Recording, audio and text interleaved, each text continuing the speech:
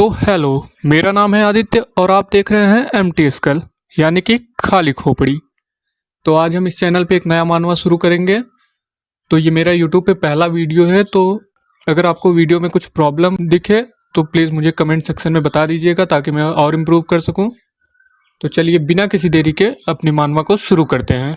और हाँ, शुरू के 2 चैप्टर में ऑडियो में थोड़ी प्रॉब्लम हो गई है, तो प्लीज़ एडजस्ट कर लीजिएगा। आगे से मैं कोशिश करूंगा ऐसा ना हो। तो चलिए बिना किसी देरी के अपनी मानवा को तो हमारा सीन स्टार्ट होता है एक बैटलफील्ड से, जहां हम बहुत से लोगों को मरा हुए देखते हैं। हर तरफ लाशें ही लाशें और कौवे उन लाशों को नोच नोच कर खा रहे हैं। पर तभी हमें वहां एक लड़की दिखती है जो अभी तक शायद मरी नहीं है। उसके मुंह से खून निकल रहा है, पर तभी वह कुछ कहती है। वो कमीने लोग, मुझे उन पर भरोसा ही नहीं करना चाहिए था। पर तभी यहाँ एंट्री होती है एक मिस्टीरियस बीइंग की, जो सीधे एक लाशों के ढेर के पास आकर रुकती है और कहती है, क्या बात है, मुझे तुमसे ज्यादा उम्मीद तो नहीं थी, पर तुम सरवाइव कर गए। तभी हमें उन लाशों में एक घायल आदमी दिखता है। यही हमारा मेन कैरेक्टर है। तभी वो लड़की हमारे मेन कैरेक्टर को जैसे ही देखती है वो उसे पहचानते हुए कहती है, ये तो एक अर्थलिंग है। तो मैं आपको बता दूं, ये तो भी हमारा हीरो जिस वर्ल्ड में है इसे पैराडाइज बोला जाता है, और जो अर्थ से आए हुए लोग इस वर्ल्ड में टेलीपोर्ट किए जाते हैं उन्हें अर्थलिंग बोला जाता है। तो लड़की हमारे हीरो को देखते हुए कहती है, ये तो अर्थलिंग है। हाँ, मुझे जहाँ तक याद है इसका टाइटल फैंटम स्पीयर था। तभी वो जो क्रिएचर था, तो राइटर में बताता है कि वो एक कोई गॉड है। तो गॉड हमारे मेन कैरेक्टर से बोलता है, तुमने अपना प्रॉमिस पूरा किया, अब मेरी बारी है, बोलो क्या चाहिए तुम्हें। तुम रिवाइव होना चाहते हो? हमारा हीरो दर्द से कहता हुआ मना कर देता है। फिर गॉड पूछते हैं, फिर और क्या चाहिए? तभी हमारा हीरो बोलता है उसे टाइम में पीछे जाना है। पर गॉड उसी वक्त उसे मना करते हुए बोलती है, यह मुश्किल है, मैं ना तुम्हारी आत्मा और ना ही तुम्हारे शरीर के एक छोटे से टुकड़े को भी वक्त में पीछे भेज सकती हूँ। फिर वह मेन कैरेक्टर को अपनी तरफ घूरते हुए देखती है, तो अचानक से बोलती है, तुम्हारी मेमोरीज, तो तुम चाहते हो मैं तुम्हारी मेमोरीज और करंट फीलिंग्स को वापस भेज दूं? पर यह भी बहुत ही मुश्किल है, तो मुझे माफ कर देना। ये सब सुनकर हमारे एमसी के आंखों में आंसू आ जाता है और वह अपनी सारी उम्मीदें छोड़कर बेहोश हो जाता है। यह देखकर गॉड भी दुखी होते हुए पूछती है, तुमने ऐसा विश मांगा है क्यों? तुम खुद को रिवाइव करने का विश भी तो मांग सकते थे ना। पर तभी पीछे से वो लेडी बोलती है, मैं उसे समझ सकती हूँ। जो सुनकर गॉड पीछे देखती है और बोलती है, तुम तो रॉयल फैमिली की डिसेंडेंट हो ना। वो लेडी असल में एक प्रिंसेस थी। फिर लेडी कहती है, आपने सही कहा। फिर प्रिंसेस बताती है, यह राज्य पूरी तरह से बर्बाद हो गया है और अब तक तुम लोगों ने केक पर भी कब्जा कर लिया होगा। अब यही बेहतर होगा कि अब यहीं पर मर जाएं, या तुम क्यों ना इसके विश ही पूरा कर देती, क्योंकि तुम भी मुझे बहुत पछतावे में दिख रही हो। यह सब सुनकर गॉड कहती है, मैं क्यों ना पछताऊं, यह बच्चा यह असल में पैदा हुआ था सभी को लीड करने के लिए, पर इसने अपना भविष्य खुद डुबा दिया। आखिर इन इंसानों को सब कुछ खत्म होने के बाद बस पछताना ही क्यों आता है। यह सब सुनकर वो लेडी दुखी होते हुए अपने गले से एक नेकलेस निकालती है जिसमें क्रिस्टल लगा होता है, और ये क्रिस्टल गॉड को देते हुए बोलती है, उम्मीद है तुम अब तक रॉयल ओथ के बारे में भूली नहीं होगी। पर गॉड बोलती है, इसके बदले तुम खुद के लिए भी तो विश मांग सकती हो।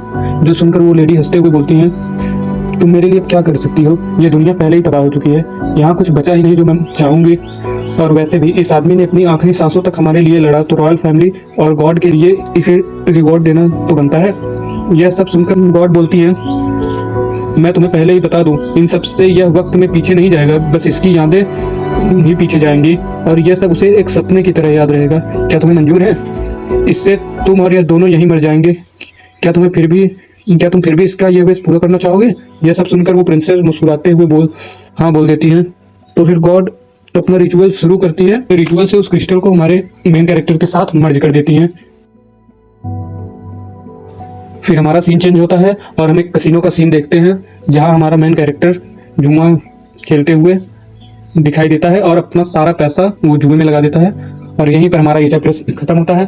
तो अगर आपको वीडियो अच्छी लगी तो लाइक करें, शेयर करें और सब्सक्राइब करें।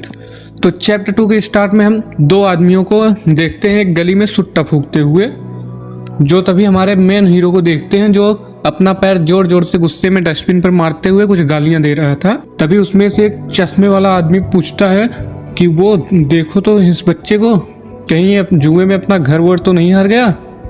तभी दूसरा आदमी बोलता है, वो तो शायद ये बहुत पहले ही हार गया होगा, मैं इसे यहाँ लगभग 3-4 साल से देख रहा हूँ। तभी चश्मे वाला आदमी बोलता है, 3-4 साल, पर इसकी उम्र तो बहुत अभी कम लगती है। तभी दूसरा आदमी बोलता है, हाँ मुझे लगता है अभी ये अब लगभग 24-25 साल का होगा, पर ये यहाँ बहुत फेमस बच्चा था। तभी चश्मे वाला आदमी बोलता है, सच में? पर मैंने तो इसे कई बार देखा है, यह कुछ खास भी नहीं खेलता। तब दूसरा आदमी बोलता है, हाँ 1 साल से उसे पता नहीं क्या हो गया, पर 1 साल पहले तक तो वो एक भी मैच नहीं हारा था। तो चश्मे वाला आदमी चौंकते हुए पूछता है, आखिर इस जैसे बंदे को क्या हो गया फिर? तभी दूसरा आदमी मुंह फेरते हुए कहता है, किसे पता, अचानक से उसे सब दिखना बंद हो गया या कुछ और। क्या बकवास है। तभी हम मेन कैरेक्टर को देखते हैं जो गुस्से में सोच रहा होता है, डैम इट, आखिर ये काम क्यों नहीं कर रहा? बस एक बार और वो हो जाए तो मैं फिर से एक नई शुरुआत करूँगा। तभी वो बोलता है, मुझे कुछ पैसों का इंतजाम करना होगा। तभी हमारा सीन एक कैफ़े पे शिफ्ट होता है, जहाँ एक लौंडा अपने जुल्फे सेट करते हुए कैफ़े में एंटर होता है और एक वेट्रेस के पास अपना फ़ोन रखते हुए एटीट्यूड में बोलता है, योर नंबर प्लीज। पर वो वेट्रेस उसे स्माइल करते हुए मना कर देती है, तो वो बेचारा मुंह लटकाते हुए वहाँ से चला जाता है। तभी बाकी वेट्रेस उसे मजाक में रेट करते हुए बोलती हैं, फिगर के लिए फुल 5 पॉइंट, फेस के लिए 5 पॉइंट और क्लॉथ्स के लिए भी 5 पॉइंट, टोटल 15 पॉइंट्स। बहुत टाइम हो गया हमने किसी लड़के को 15 पॉइंट दिए हों, पर लगता है ये भी तुम्हारे लिए इनफ नहीं है। तभी वो वेट्रेस गुस्सा होते हुए बोलती है, गाइस तुम लोग ऐसा नहीं कर सकते। तभी कैफे का डोर खुलता है जिसे वेलकम करने के लिए। जैसे ही वो वेट्रेस मुड़ती है, तभी वो कुछ देखकर अचानक से उसके एक्सप्रेशन ही चेंज हो जाते हैं। तभी हम देखते हैं ये तो हमारा मेन कैरेक्टर है, जो उसे इग्नोर करते हुए एक कॉफ़ी का ऑर्डर करके जाके चेयर पर बैठ जाता है। तभी दूसरी वेट्रेस उसके पास आते हुए बोलती हैं, सर आपको एडवांस में पेमेंट करना होगा। पर तभी पहली वाली वेट्रेस बोलती है, कोई बात नहीं, मैं देती हूँ कॉफ़ी। फिर वो कॉफ़ी बनाना शुरू करती है। फिर एक वेट्रेस एमसी को आकर कॉफ़ी देती है और वो जैसे ही मुड़कर जाने लगती हैं, तभी एमसी बोलता है, क्या मैं मैनेजर से बात कर सकता हूँ? तभी वो पीछे मुड़ते हुए पूछती है, यस सर, क्यों, क्या हुआ, आपको कोई प्रॉब्लम है? तभी एमसी कॉकरोच निकालते हुए कहता है, मुझे लगता है मेरी कॉफ़ी में कीड़ा पड़ा हुआ था। जिसे देखकर वो वेट्रेस बिल्कुल डर जाती है और बोलती है, नहीं नहीं सर, ऐसा हो ही नहीं सकता, ये कॉफ़ी में हो। तभी एमसी चिल्लाते हुए बोलता है, तो तुम कहना क्या चाहती हो, मैं झूठ बोल रहा हूँ?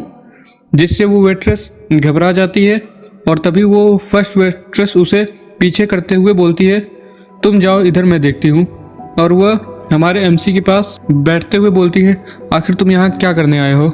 जिसे सुनकर एमसी बोलता है, मैं तो बस अपने इमोशनल डैमेज के लिए कंपनसेशन मांग रहा हूँ। तुम्हें तो पता ही होगा मेरा दिल बहुत कमज़ोर है और इस कॉकरोच की वजह से मैं बहुत डर गया जो मेरे ड्रिंक में था। जिसे सुनकर वो गुस्से से घूरते हुए देखती है।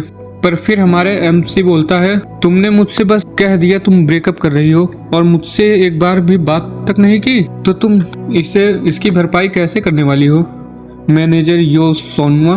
तो हमें पता चलता है ये एमसी की एक्स गर्लफ्रेंड है और ये कोई वेट्रेस नहीं, यहाँ के मैनेजर हैं। यह सब सुनकर पहले तो सोनवा, सॉरी अगर प्रोनाउंसिएशन में कोई प्रॉब्लम हो, शायद सोनवा ही बोलेंगे, तो इसे सुनकर सोनू, तो इसे हम यहाँ से यो बोलेंगे।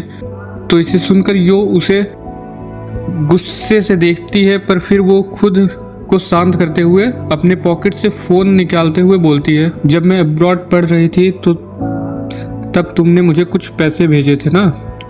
यह सुनकर एमसी बोलता है, वो मुझे तो लगा तुम भूल गई होगी, पर हाँ मैंने तुम्हें और भी पैसे भेजे थे ताकि तुम किसी दूसरी कंट्री में भूखी ना रह जाओ।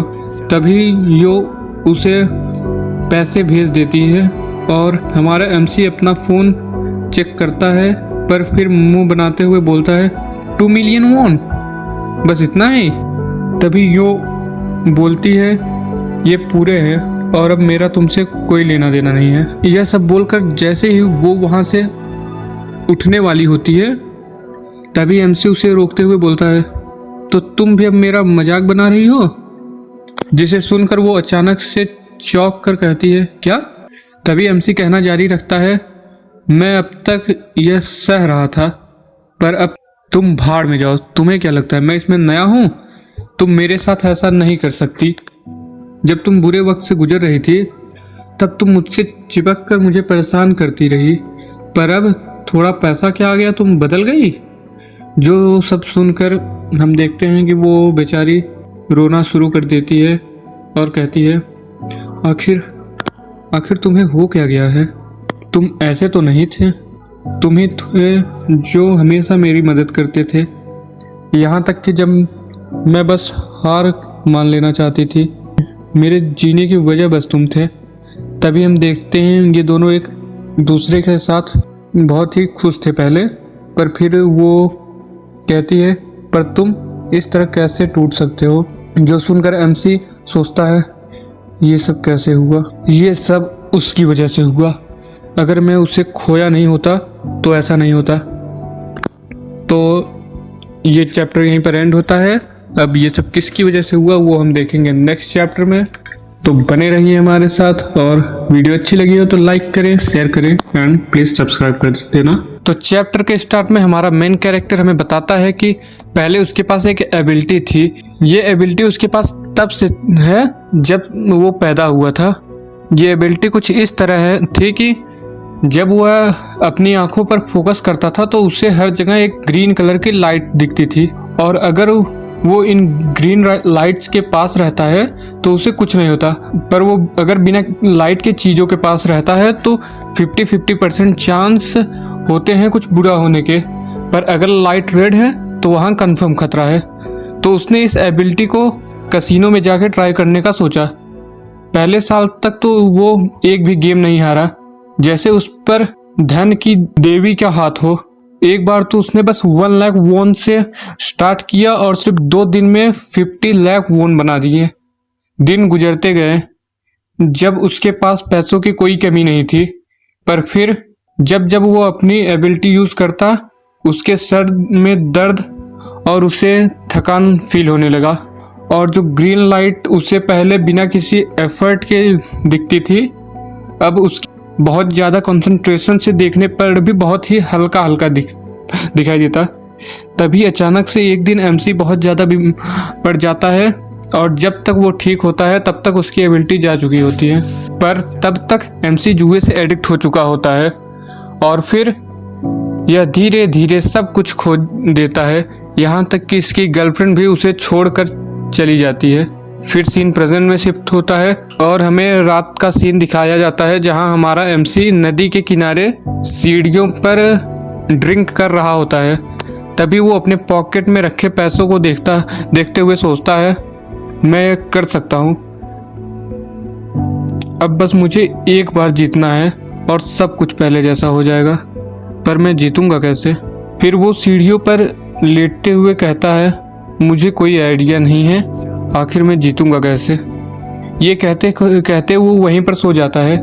तभी हम उसके सर के ऊपर कुछ लाइट को जमा होते हुए देखते हैं, और वो उसी क्रिस्टल में कन्वर्ट हो जाता है जो हमने फर्स्ट चैप्टर में देखा हुआ था, और ये मेन कैरेक्टर के अंदर मर्ज हो जाता है। इससे उससे वही सब सपने आने लगते हैं जो फ्यूचर में उसके साथ होने वाला था। डीमंस का हमला, हमारे एमसी का उनसे लड़ते लड़ते मर जाना, और फिर गॉड का उसके पास आना। ये सब देखकर वो अचानक से चौंक कर उठता है और बहुत बुरी तरह से हाँफने लगता है, और उसके चेहरे से पसीने पानी की तरह बह रहा था।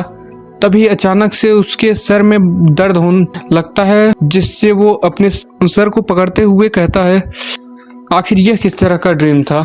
पर फिर वह अपने पॉकेट सिगरेट निकाल कर जलाते हुए सोचता है, पर यह मेरे दिल में यह दर्द किस तरह का है।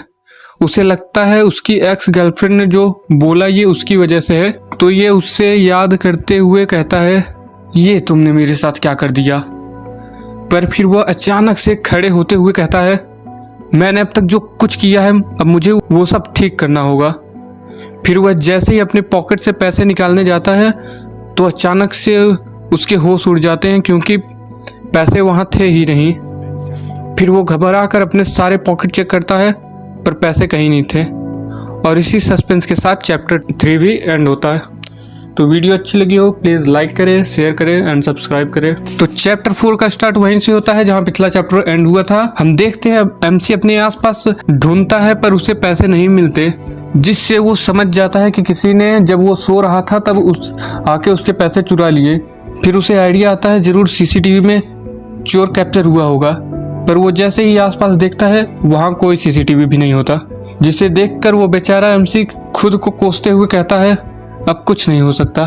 पर फिर वो अचानक से चिल्लाने लगता है।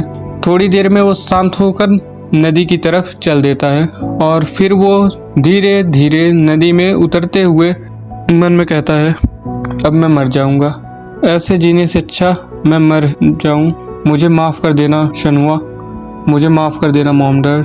तभी उसकी आंखों से आंसू की एक बूंद जाकर नदी में गिरती है और वहाँ पर वही ग्रीन लाइट वापस से आने लगती है और वह धीरे धीरे हर जगह फैल जाता है, जिसे देखकर हमारा एमसी शॉक होते हुए बोलता है क्या यह वापस आ गया, आखिर कैसे। तभी हम ऊपर ब्रिज पर एक लेडी को देखते हैं जो आते हुए बोलती है इस वक्त तो पानी बहुत ठंडा होगा ना। फिर वह हमारे एमसी से बोलती है मैं यहाँ परामर्श देने के लिए आई हूँ, जिसे देखकर हमारा एमसी शॉक होते हुए सोचता है इसे तो मैंने अपने सपने में देखा है। पर वो लेडी फिर ब्रिज से नीचे एमसी को देखते हुए बोलती है क्या तुम यहाँ बाहर आ सकते हो, वैसे मुझे नीचे देखना पसंद है पर आज कुछ स्पेशल दिन है। और फिर एमसी को अपना कार्ड देते हुए बोलती है मेरा नाम हाना किम है, मैं शिन्यांग में टीम लीडर हूँ। और फिर एमसी थोड़ा सस्पिशियस होते हुए उससे कार्ड ले लेता है। फिर टीम लीडर बोलती है मेरे पास ज़्यादा वक्त नहीं है तो मैं सीधे मुद्दे पे आती हूँ। यह कहते हुए वो अपना बैग खोलते हुए एमसी के आगे कर देती है, जो देखकर एमसी शॉक हो जाता है क्योंकि ये पैसों से भरा हुआ था। फिर टीम लीडर बोलती हैं तो क्या तुम मेरे साथ गैम्बलिंग करना चाहोगे। जो सुनकर पहले तो एमसी थोड़ी देर उसे देखता है और फिर अपने हाथ बांधकर खड़े होते हुए बोलता है मैंने गैम्बलिंग छोड़ दिया है। और आखिर तुम मुझे कैसे जानती हो। यह सुनकर तो टीम लीडर के होश ही उड़ जाते हैं और वह बोलती है तुम्हें कैसे जानती हूँ, भला ये क्यों मैटर करता है। और देखो तो ये पैसे सब बस तुम एक राउंड में जीत सकते हो। मैंने तो सुना है तुम्हारे ऊपर बहुत सारे कर्ज हैं। जो सुनकर एमसी चिढ़ते हुए बोलता है इससे तुम्हारा कोई लेना देना नहीं है, बस तुम मेरे सवाल का जवाब दो। जो सुनकर टीम लीडर बोलती है बस कुछ बैकग्राउंड रिसर्च किया था बिजनेस से पहले, मुझे माफ़ कर देना मैंने तुम्हें पहले नहीं बताया। जो सुनकर एमसी बोलता है बिजनेस, कैसा बिजनेस। फिर टीम लीडर बोलती है मैंने तुम्हें बताया तो, मैं शिन्यांग में टीम लीडर हूँ, मैं यहाँ तुम्हें हायर करने आई हूँ, कम से कम मेरी बात तो सुन लो। जो सुनकर एमसी बैग को देखते हुए सोचता है ये कम से कम मिलियंस वॉन तो होंगे, आखिर इसे मुझसे क्या काम हो सकता है। फिर वह सोचता है नहीं अभी ये इम्पोर्टेंट नहीं है, यहाँ कुछ है जो इससे भी ज़्यादा इम्पोर्टेंट है, मीट शील्ड। ये मीट शील्ड क्या है जो इसे देखते ही मुझे बार बार याद आ रहा है। पर फिर से वो तेज आवाज़ में कहता है मुझे यह मंजूर नहीं है। जो सुनकर तो टीम लीडर पूरी तरह से चौंक जाती हैं और बोलती हैं अरे अरे पहले मेरी बात क्यों नहीं सुन लेते तुम, सब बात सुनकर भी तुम डिसाइड कर सकते हो। इस गैम्बलिंग में तुम्हें अपने पास से कुछ नहीं लगाना और तुम कुछ नहीं हारोगे। पर एमसी शांत आवाज में कहता है नहीं मैं ऐसे ही ठीक। जो सुनकर अब टीम लीडर भी शांत होते हुए कहती हैं क्या डिटर्मिनेशन है।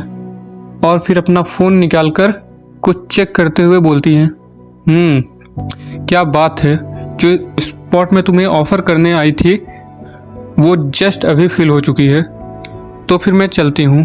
परेशानी के लिए मुझे माफ़ करना और मेरी तरफ से तुम्हें बेस्ट ऑफ लक। और फिर वहाँ से जाने लगती है। पर फिर एमसी उसे पीछे से रोकते हुए कहता है रुको। जो सुनकर वो एक डेविल स्माइल देती है क्योंकि यह उसकी एक चाल थी और वह पीछे मुड़ते हुए बोलती है हाँ क्या हुआ। फिर एमसी अचानक से बोलता है मैं तुम्हें सुनने के लिए तैयार हूँ अगर यह कॉन्ट्रैक्ट नहीं हुआ तो। जो सुनकर टीम लीडर शॉक होते हुए बोलती है मुझे माफ़ करना, क्या कहा तुमने। जो सुनकर एमसी कॉन्फिडेंस में बोलता है मुझे एक इनविटेशन चाहिए, कोई कॉन्ट्रैक्ट नहीं। और यहीं पर ये चैप्टर ख़त्म होता है। तो एमसी किस कॉन्ट्रैक्ट के बारे में बात कर रहा है ये अब नेक्स्ट चैप्टर में पता चलेगा। तो अगर वीडियो अच्छी लगी हो तो लाइक करें, शेयर करें। तो चैप्टर 5 के स्टार्ट में हम एक बड़े से मॉन्स्टर को देखते हैं जिससे हमारा हीरो फाइट कर रहा होता है। और तभी वो मॉन्स्टर अपने हाथों से एमसी के ऊपर अटैक कर देता है और एक बूम की आवाज आती है। तभी हम देखते हैं एमसी उस मॉन्स्टर का डोनट बनाते हुए एक कूल सी लैंडिंग करता है। पर तभी वह कुछ सेंस करता है और साइड में देखता है जहां से ढेर सारे मॉन्स्टर उसकी तरफ आ रहे होते हैं। और फिर हमारा एमसी हमें बताता है उन सपने में मैं उस मॉन्स्टर से लड़ता रहा अंत तक, जब तक कि मैं मर नहीं गया। पर मेरी आखिरी समय में मैंने गॉड से एक रिक्वेस्ट की कि मैं एक बार फिर से स्टार्ट करना चाहता हूँ। ये मेरी पहली बार थी जब मैंने वैसे कुछ महसूस किया था। पर मेरे सपने में ये सब स्टार्ट हुआ था जब से मैं इस लेडी से मिला था। फिर वो लेडी एमसी को देखते हुए बोलती है, क्या तुम्हें एक इनविटेशन चाहिए, कॉन्ट्रैक्ट नहीं? पर तभी वह अचानक से चिल्लाते हुए बोलती है, तुम वहां पहले ही जा चुके हो। जो सुनकर एमसी मुंह बनाते हुए बोलता है, तुम तो ये सबसे बेहतर तरीके से जानती हो, यहाँ ये बात नहीं है।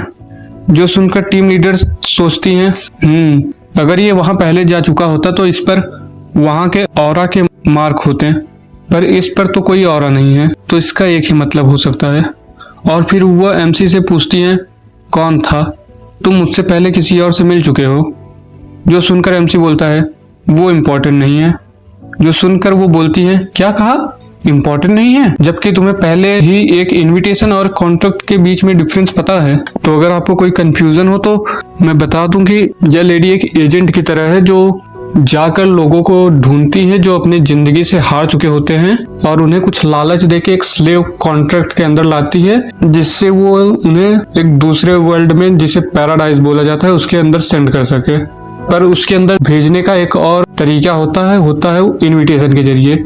उस वर्ल्ड में जाने के लिए हमें एक ट्रायल पास करना होता है। तो इनविटेशन से जो गए होते हैं उन्हें ट्रायल में कुछ एडवांटेज होते हैं, पर स्लेव कॉन्ट्रैक्ट के लोगों के पास कोई एडवांटेज नहीं होता। इसीलिए पर इनविटेशन सिर्फ कुछ खास लोगों को ही मिलते हैं जिनके अंदर कुछ खास टैलेंट होता है या उन्हें इसके बारे में सब कुछ पता होता है। और स्लेव कॉन्ट्रैक्ट के अंदर वो आते हैं जो अपनी जिंदगी से हार कर या तो सुसाइड करने वाले होते हैं या कुछ और। तो फिर हम कहानी पर वापस आते हैं। फिर एमसी उसे चुप कराते हुए बोलता है, बस बहुत हुआ, यहाँ बस ये इम्पोर्टेंट है कि मुझे इनविटेशन चाहिए, कॉन्ट्रैक्ट नहीं। जो सुनकर टीम लीडर बोलती है, मुझे एक्सप्लेन करो, तुम्हें इनविटेशन क्यों चाहिए? जो सुनकर एमसी बोलता है, ये तो ऑब्वियस सी बात है, अगर यहाँ चॉइस हो तो कोई भी इनविटेशन ही चुनेगा कॉन्ट्रैक्ट की जगह पर। फिर टीम लीडर बोलती है, मैं ये पूछ रही हूँ कि मुझे एक्सप्लेन करो कि मैं अपना प्रीसियस इनविटेशन तुम जैसे निकम्मे लूजर पर क्यों यूज करूँ? जो सुनकर एमसी बोलता है, क्योंकि तुम्हें आगे चलकर परेशानी हो सकती है अगर तुमने ऐसा नहीं किया तो। जो सुनकर टीम लीडर बोलती है, क्या? पर एमसी बोलना जारी रखता है, सिन्योंग ड्रग्स, वो इस वक्त काफी न्यूज में छाया हुआ है जब से उसने ग्राउंड ब्रेकिंग ड्रग्स को तैयार किया था कुछ सालों पहले। पर मुझे ऐसा लगता है ये किसी तरह उस दूसरी दुनिया से कनेक्टेड है। जो सुनकर टीम लीडर घबराते हुए बोलती है, क्या मजाक है? तो तुम करना क्या चाहते हो? और तुम्हें क्या लगता है कोई तुम्हारे बातों पर यकीन करेगा, एक पागल गैम्बलर की बातों पर? जो सुनकर मेन कैरेक्टर अपनी नाक में उंगली करते हुए बोलता है, ठीक है फिर, शायद तुम सही हो, पर क्या तुम्हारे सुपीरियर्स को भी ऐसा ही लगता है? तुम जो ना एक कॉन्ट्रैक्ट बना पाई और ना ही एक सीक्रेट रख पाई, मुझे लगता है उन्हें ये पसंद आएगा। जो सुनकर टीम लीडर गुस्से से चिल्लाते हुए बोलती है, यू मदरफकर। पर तभी एमसी उसे बोलता है, पर हाँ, मैं उतना आगे नहीं जाना चाहता, तो तुम बस मुझे एक इनविटेशन दे दो। पर तभी टीम लीडर मना करते हुए बोलती है, एक कॉन्ट्रैक्ट और एक इनविटेशन में जमीन आसमान का अंतर होता है। मेरे पास भले ही कॉन्ट्रैक्ट फॉर्म करने की अथॉरिटी है, पर इनविटेशन मेरे पावर से बाहर है। पर यह सुनकर एमसी हंसते हुए बोलता है, तो उसका क्या, जो तुमने अभी मेरा प्रीसियस इनविटेशन बोला था? जो सुनकर टीम लीडर चिढ़ते हुए सोचती है, ये कमीना, इसकी याददाश्त अच्छी क्यों हुआ? पर फिर भी वो एमसी के सामने नाटक करते हुए बोलती है, मैं झूठ नहीं बोल रही, मुझे तुम्हें इनविटेशन देने के लिए सुपीरियर से परमिशन लेनी होगी। और फिर वह अपना फोन निकालते हुए परमिशन लेने की नाटक करते हुए अपना उस गॉड की स्टैचू के साथ कन्वर्सेशन को याद करती है, जिसमें वो स्टैचू इसे कुछ देते हुए बोलती है, इसे संभाल कर रखना, जल्द ही तुम्हें इसकी जरूरत पड़ेगी। जो सुनकर यह कहती है, क्या जल्द ही? फिर स्टैचू से आवाज आती है, हाँ, तुम खुद को ऐसी सिचुएशन में पाओगी जहां तुम्हारे पास कोई दूसरा चॉइस नहीं होगा इसे यूज करने के अलावा। तभी हम देखते हैं वो चीज गॉड ने जो इसे दिया होता है वो एक गोल्डन स्टैम्प होता है। तब सीन प्रेजेंट में शिफ्ट होता है और टीम लीडर मन में उस गॉड को मिडिल फिंगर दिखाते हुए बोल रही होती है, तो तुम्हारे उस सिचुएशन से ये मतलब था। और फिर वो अपने एमसी को देखते हुए सोचती है, तो ये स्लेव नहीं बनना चाहता, और इसकी बातों से ऐसा लगता है जैसे इसने पहले ही उस दुनिया में कई साल रहा हो। और फिर वह आगे बढ़ते हुए एमसी से कहती है, पर मेरी कुछ कंडीशंस हैं। जो सुनकर एमसी तुरंत बोलता है, हाँ बोलो। और फिर टीम लीडर बोलना शुरू करती है, मेरी पहली कंडीशन, तुम्हें यहाँ इसी वक्त कसम खानी होगी कि तुम उस वर्ल्ड में पहले कभी नहीं गए हो। जो सुनकर एमसी बिना किसी टेंशन के कहता है, हाँ मैं कसम खाता हूँ। फिर टीम लीडर बोलती है, सेकंड कंडीशन, अगर मैं तुम्हें इनविटेशन देती हूँ तो तुम्हें मुझे अपना सीक्रेट बताना होगा। आखिर तुम्हें यह सब कैसे पता? जो सुनते ही एमसी तुरंत मना कर देता है, मैं उसके बारे में तुम्हें कुछ नहीं बता सकता। पर टीम लीडर उसे लालच देते हुए बोलती है, अगर मैं तुम्हें एक स्पेशल इनविटेशन दूं फिर भी नहीं? जो सुनकर एमसी तो पहले शॉक होता है, पर फिर मुंह बनाकर उसे घूरता है और मना कर देता है, नहीं, पर शायद अगर फ्यूचर में तुम मेरा ट्रस्ट गेन कर पाई तो बता दूं। पर फिर वह मन में सोचता है, अभी यही बेहतर होगा कि मैं अपने ड्रीम के बारे में किसी को ना कहूं। जो सुनकर टीम लीडर परेशान हो जाती हैं, पर फिर कहती हैं, अच्छा ठीक है, तो आखिरी कंडीशन, अगर तुम उस वर्ल्ड में एंटर कर जाते हो तो तुम सबसे पहले मेरे साथ डील साइन करोगे, किसी और के साथ नहीं।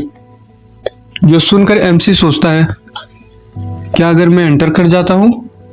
तो जब इसने डील की बात कर ही दी है, इसका मतलब अभी इसने स्लेव कॉन्ट्रैक्ट का इरादा छोड़ दिया है।